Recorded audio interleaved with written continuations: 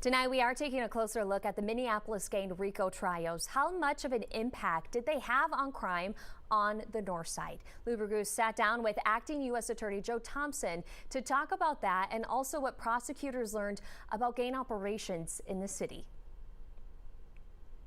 After a very short deliberation, a federal jury convicted these two men, Cortez Blakemore and Robert LeSueur, of RICO, the organized crime law originally created to take down the mob. You have to prove essentially that there were a group of people that were working together for a common purpose. It really is that simple. And then you have to prove that that group was engaged in illegal activity, also known as racketeering acts. A simple premise that's hard to pull off. Incredibly difficult, very complex. For the federal prosecutors who just finished 4 straight RICO trials prosecuting members of the Hayes Street Gang in Minneapolis, 38 of the 40 Hayes Gang members indicted have now been convicted. We're essentially attacking the gang itself and the membership of it. Acting U.S. Attorney Joe Thompson says they've heard from North Minneapolis community members that since the initiative started, they've been able to go to parks, gas stations, and stores that previously were off limits. Where in the past they were open air drug markets and there were regular shootings, now it's safe for citizens and their children to go. This year, there have been 58 gunshot wound victims in North Minneapolis where the Hayes and rival Lowe's gang members operate. That's well below the 81 at this point last year, and as you can see, exponentially less than 2021's high point. RICO takes it a step farther.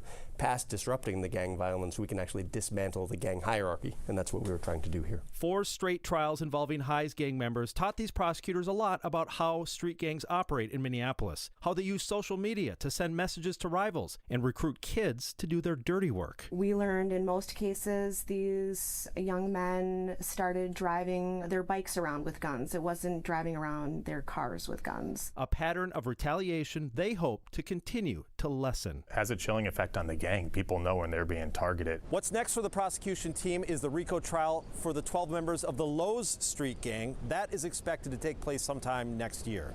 Back to you.